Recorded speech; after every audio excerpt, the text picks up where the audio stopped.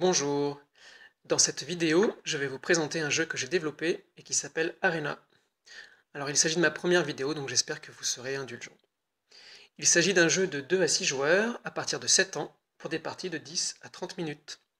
Il peut se jouer les uns contre les autres ou en équipe lorsqu'on est 4 ou 6 joueurs. Alors le thème du jeu, le grand tournoi annuel des hommes et des femmes de magie, se tient à Pulsar. Chacun vient défier, seul ou en équipe, un ou plusieurs adversaires dans une des nombreuses arènes de la ville. Pour gagner, on doit savoir protéger sa source de magie, voler celle des autres et savoir écraser leurs pierres magiques, car ici, point de sang versé. Il s'agit de combats amicaux entre gens de bonne compagnie.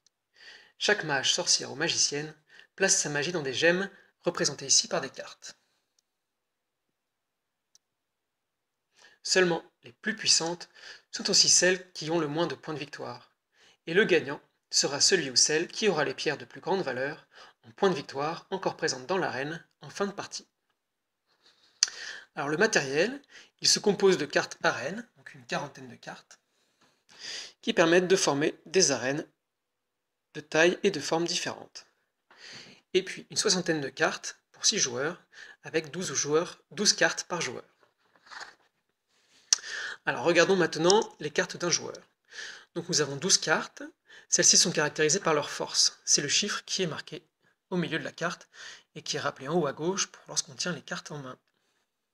Donc nous avons une carte de force 1, 2 de force 2, 3 de force 3 et 4, 2 de force 5 et une carte de force 6.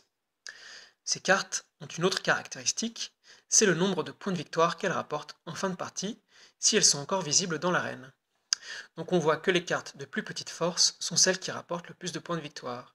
Ainsi la carte de force 1 rapporte 5 points, celle de force 3, 3 points, et celle de force 5, 1 point, alors que celle de force 6 ne rapporte aucun point.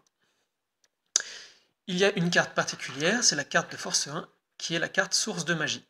C'est la première carte placée dans l'arène, et il faut savoir la protéger des adversaires et s'emparer de celle des adversaires également. En effet, cette carte rapporte 5 points à son propriétaire si elle est encore présente dans l'arène face visible en fin de partie, et 5 points à l'adversaire immédiatement lorsqu'il arrive à la conquérir. D'autres cartes ont des pouvoirs spéciaux. La carte 2 de force 2 permet de rejouer tout de suite une deuxième carte, à côté ou ailleurs dans l'arène, et la carte de force 5 permet d'écraser les autres cartes dont la force est inférieure ou égale. En effet, lorsque l'on place une carte, on ne peut placer une carte que sur une case vide de l'arène ou sur une carte d'un adversaire dont sa force est inférieure. Alors comment se joue une partie? Voilà une partie à 2 joueurs. Donc on va placer les cartes de source de magie dans l'arène. On voit dans cet exemple que pour ce type d'arène, nous avons 3 positions de départ,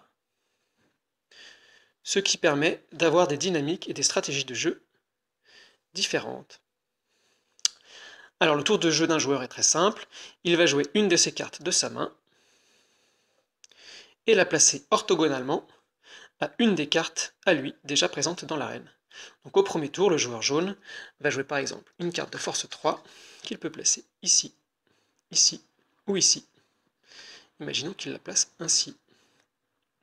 C'est après au joueur bleu de jouer une carte, il va placer une carte de force 4 ici, et ainsi de suite.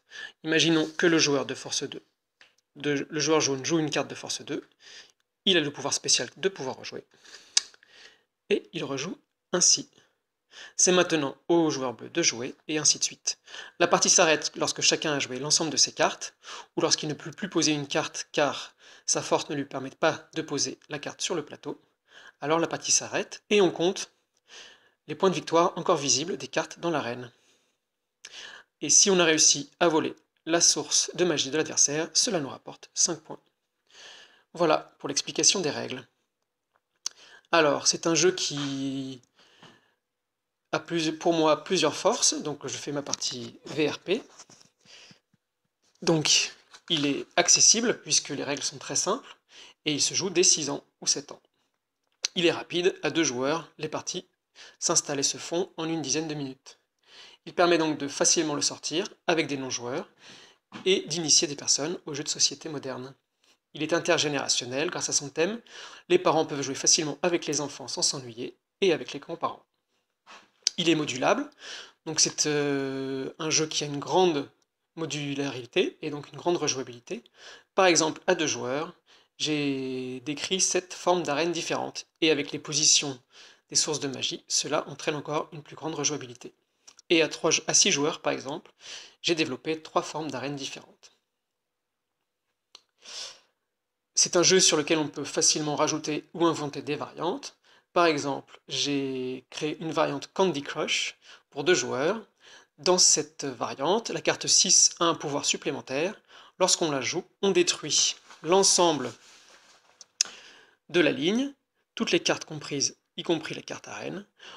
On fait glisser les autres cartes arènes et les cartes des gemmes présentes encore dans l'arène, et on continue la partie. Ça donne des parties un peu plus chaotiques et un peu plus dynamiques, mais aussi un peu plus fun. C'est un jeu qui reste intéressant même pour les gamers. Moi qui suis gamer, j'ai beaucoup de plaisir à le développer et à y jouer, parce qu'on peut tendre des pièges à les adversaires, on peut faire des contre-attaques, on peut jouer agressif ou défensif, et on peut essayer de deviner les positions de force dans l'arène.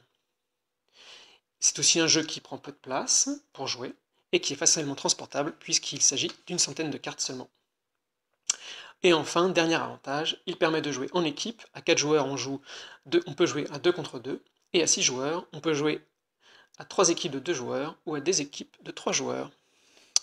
Donc je vais vous présenter un autre exemple de forme d'arène, pour vous montrer que la modularité peut être vite transformée.